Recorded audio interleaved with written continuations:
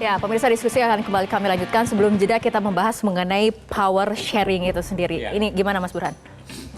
Ya, jadi dalam konteks demokrasi menjadi bagian pemerintah dan sekaligus menjadi bagian dari oposisi itu punya nilai dan kebajikan yang sama-sama tinggi.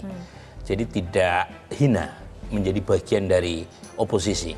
Dan Idealnya komposisinya tuh berapa Mas Burhan? idealnya itu 60-40%. Jadi 60% bagian dari pemerintah, 40% bagian dari oposisi.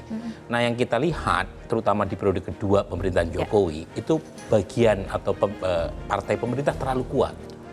Sehingga mekanisme checks and balance itu tidak terjadi di parlemen. Jadi hampir semua proposal yang diajukan oleh pemerintahan Jokowi itu nyaris gol tanpa ada reserve sama sekali di parlemen. Termasuk undang-undang yang tidak populer sama sekali. Misalnya undang-undang IKN, Omnibus Law. Itu kan banyak sekali gugatan dari elemen civil society, tapi gol. Karena partai-partai pemerintah itu terlalu kuat dan perilakunya sama. Jadi partai banyak tetapi perilakunya tunggal. Itu yang kemudian membuat demokrasi kurang berjalan secara positif di parlemen, dan karenanya sebaiknya untuk pemerintahan ke depan itu Pak Prabowo kalau sudah dilantik tentu dengan mengasumsikan hasil ini diverifikasi, dikonfirmasi oleh KPU, itu memberi ruang buat oposisi untuk bergerak, bernafas di parlemen. Dan itu akan menjadi salah satu kunci apakah nanti demokrasi hubungan eksekutif dengan legislatif bisa berjalan baik atau tidak. Oke, Mas Hanta, tapi dilihat dari perolehan parpol pendukung masing-masing paslon, apakah kemudian kubu 02 ini akan memang kecenderungannya merangkul, butuh kemudian teman untuk semakin memperlebar ataupun memperbesar lagi koalisinya, atau seperti apa? Kalau dari komposisi partai ya, kalau lihat dari data quick count paling tidak ini baru 60-an, menjelang 60% ya Rara.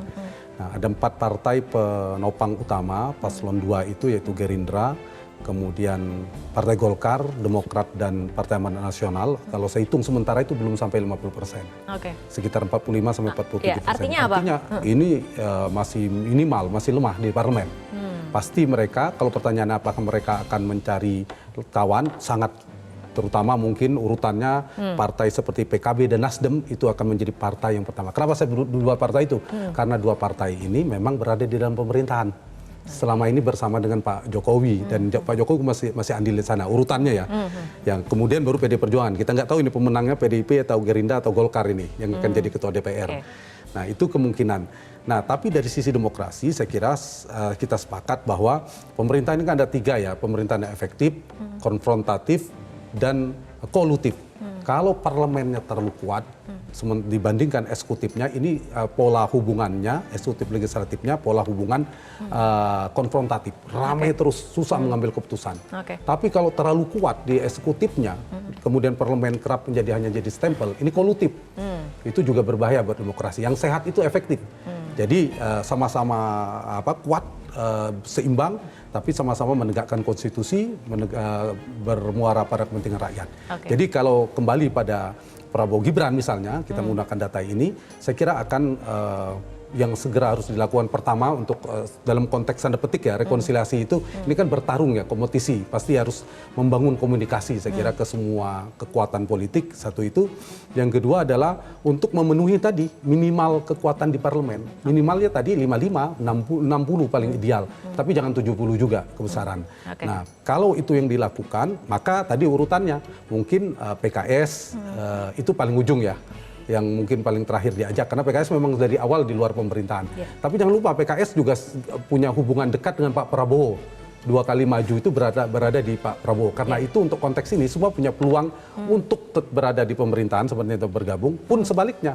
Nah, kalau partai PDIP, struktur kekuasaan di PD Perjuangan Ibu Mega ya, bergantung pada satu figur, veto playernya Ibu Mega. Jadi PD Perjuangan tergantung pada Ibu Mega, tapi yang paling sudah berada di pemerintahan bersama ya PD Perjuangan, PKB, dan siapa tadi? Nasdem. Nah, di antara 3 ini apakah mungkin ada komunikasi-komunikasi yang dilakukan? Kalau itu yang dilakukan misalnya mengajak 1 atau 2 partai sudah cukup.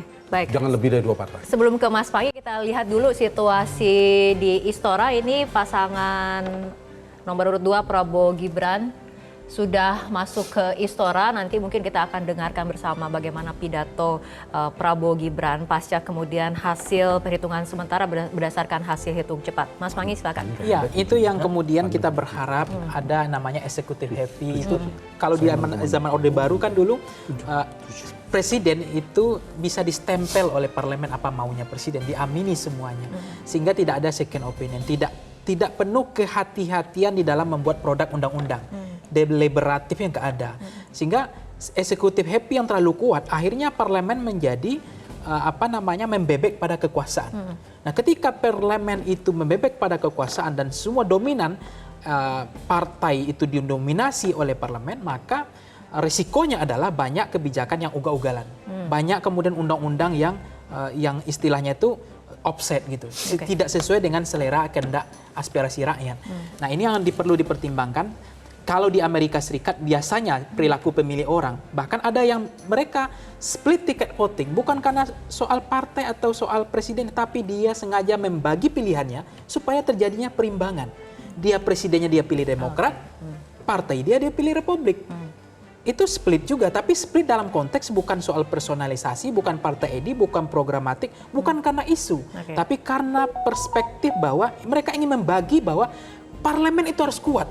Karena dia harus mengontrol kebijakan pemerintah. Kalau tidak, ini banyak kebijakan yang kemudian akhirnya anak SMK harus demo. Kan kemarin itu kan kejadiannya.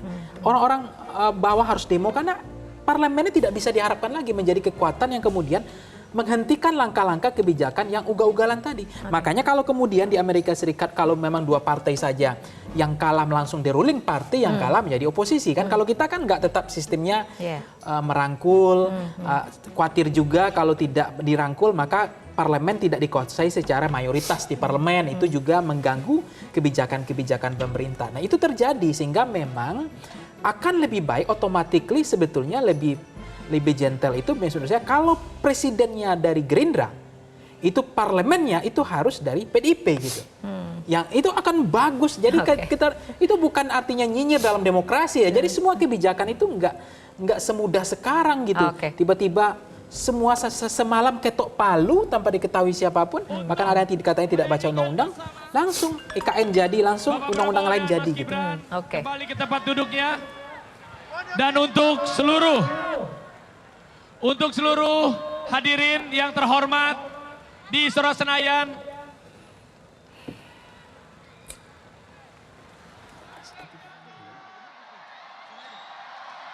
boleh kita berikan tepuk tangan yang meriah untuk Bapak Prabowo Subianto dan juga Mas Gibran Raka Buming Raka.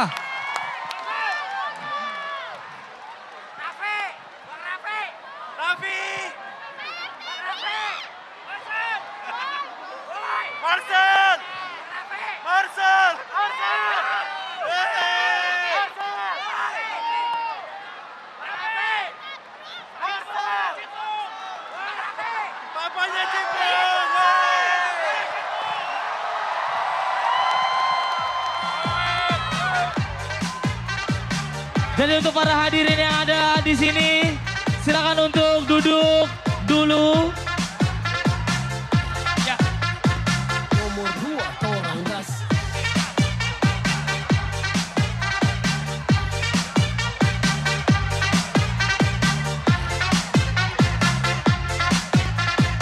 Baik. Untuk para hadirin, tamu kehormatan, boleh sama-sama kita duduk dulu ya. Kita duduk menempati tempat duduknya, kursinya masing-masing. Karena sebelum acara kita mulai, kita akan sama-sama menyanyikan lagu Indonesia Raya. Tapi sebelumnya kita akan mempersilakan Bapak Prabowo dan juga Mas Gibran.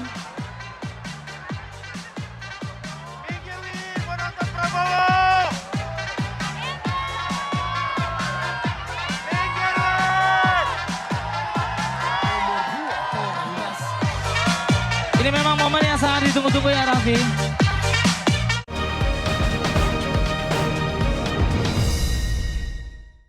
Jelajahi cara baru mendapatkan informasi. Download Metro TV Extend sekarang.